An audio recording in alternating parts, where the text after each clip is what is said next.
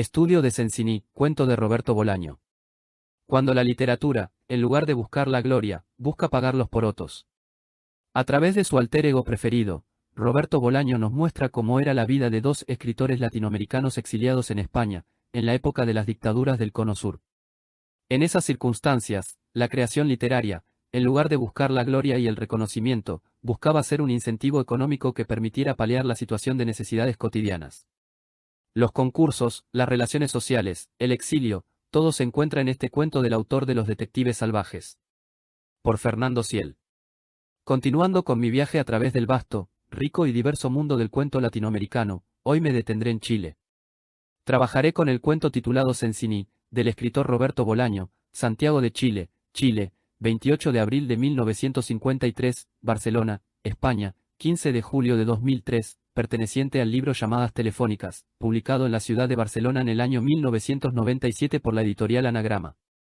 Llamadas Telefónicas, libro ganador del Premio Municipal de Santiago de Chile, fue el primero de los 4 libros de cuentos de Roberto Bolaño. Le siguieron Putas Asesinas, 2001, y los 2 libros publicados póstumamente, El Gaucho Insufrible, 2003, y El Secreto del Mal, 2007. Los cuentos de Bolaño también fueron reunidos en una obra titulada precisamente Cuentos, publicada en el año 2013 por la editorial Anagrama en Barcelona, España. Pero detengámonos por un momento en el libro Llamadas Telefónicas, para luego entrar de lleno en el comentario de Cencini. Este primer libro de Bolaño, dedicado a su esposa Carolina López, consta de 14 cuentos y está dividido en 3 partes.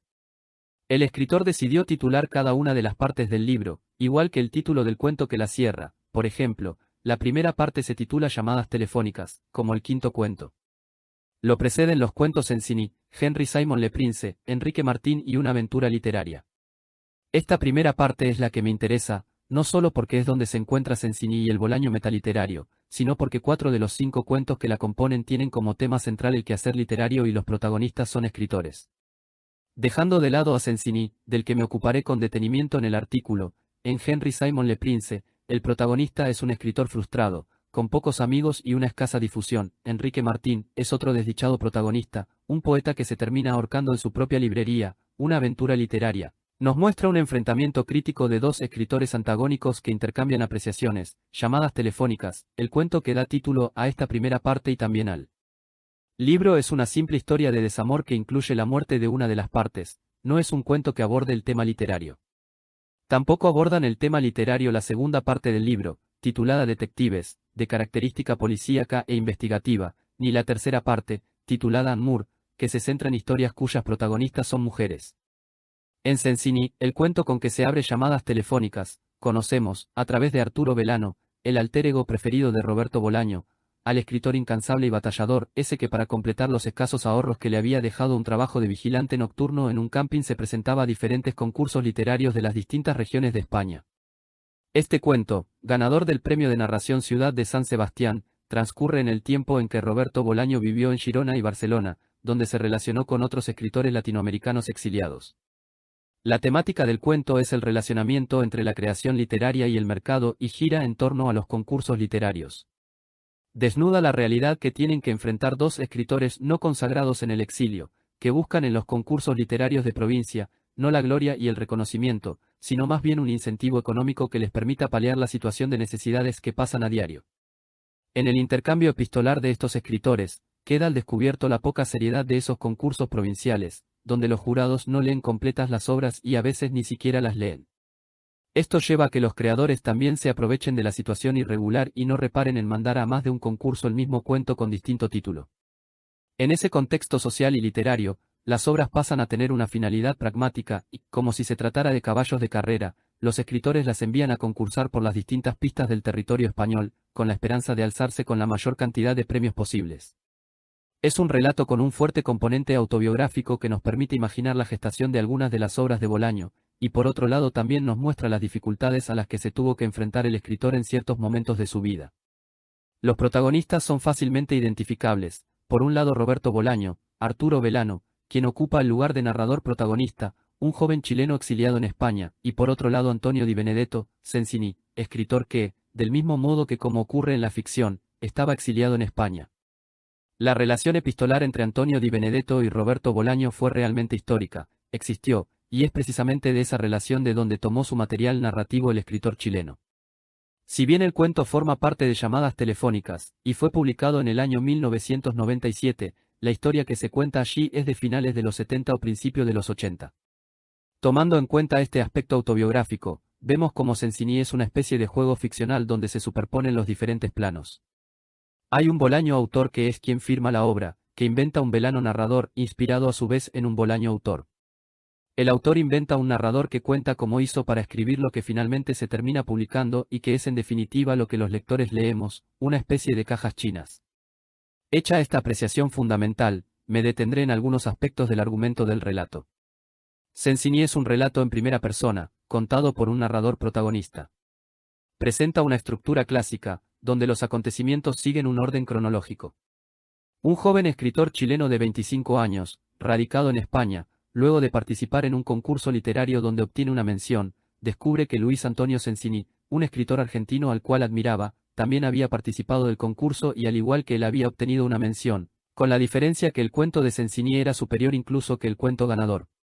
Arturo Belano, que así se llama el joven protagonista, decide pedir a la organización del concurso la dirección de Sensiní. Una vez que la obtiene, le escribe una carta donde le expresa su admiración y comenta algunos aspectos del concurso. A las 2 semanas, Belano recibe una carta de Sensiní, que constituye el comienzo de una relación epistolar. En las primeras cartas intercambian información básica, fundamentalmente hablan de los concursos literarios. El escritor argentino anima al narrador a que no deje de participar. Con el tiempo la relación epistolar va ganando confianza y Sensiní comienza a contarle a Belano diferentes aspectos de su vida, por ejemplo que vivía con su esposa y una hija y que tenía un hijo de un matrimonio anterior, el cual se encontraba supuestamente perdido por Sudamérica. Le cuenta también sobre su precaria condición económica. Por su parte Belano trata de meterse cada vez más en el mundo de Sensiní y comienza a leer y releer todo lo que puede del autor argentino. En un momento, por iniciativa de Belano, interesado en conocer a la hija de Sensiní, los escritores intercambian fotografías. En una carta Sensiní le refiere al narrador, que aparentemente habían encontrado el cadáver de su hijo en una fosa común de un cementerio clandestino.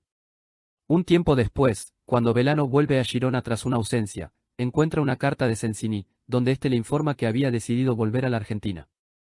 Había caído la dictadura y allí seguramente podría encontrar más pistas sobre su hijo Gregorio. Volvía con su mujer, en tanto su hija permanecería en España. Belano decide contactarse con la hija de su amigo epistolar, pero no lo consigue. 2 años más tarde, le llega la noticia de que Sensiní ha muerto y le parece lógico que el escritor haya decidido irse a morir a su país. Al poco tiempo, una noche golpean la puerta de su casa, era Miranda Sensiní con un acompañante. Belano prepara una cena y arregla una habitación para los visitantes que se encontraban viajando por Europa. Una vez que los visitantes se van a acostar, Belano, como no puede dormir, se pone a mirar televisión y recuerda a Sensiní. En un momento Miranda Sensiní, que tampoco podía dormir, baja de su habitación y se pone a conversar con el escritor. Hablan de Sensiní, de su último tiempo de vida, de lo que lo admiraban algunos autores consagrados y de lo poco que se lo reconocía, de los concursos que había ganado y de lo feliz que había sido con la relación epistolar mantenida con Belano. Epistolar mantenida con Belano. 2 escritores exiliados. Para terminar el artículo, citaré algunos pasajes del cuento que hacen referencia a la condición de exiliado de los personajes. El cuento en sí, con ese valor autobiográfico referido, es un extenso testimonio del intercambio epistolar de 2 autores exiliados de sus propios países. Arturo Belano comienza el relato dejando en claro desde el principio su condición de exiliado, de ajeno al lugar. Casi no tenía amigos y lo único que hacía era escribir y dar largos paseos que comenzaban a las 7 de la tarde, tras despertar, momento en el cual mi cuerpo experimentaba algo semejante al jet lag, una sensación de estar y no estar, de distancia con respecto a lo que me rodeaba, de indefinida fragilidad. Y es, desde esa condición de ajenidad del lugar, desde donde el narrador va a contar su historia. Pero también en el relato están presentes, al menos en el recuerdo, las patrias que se han tenido que abandonar por culpa de la violencia.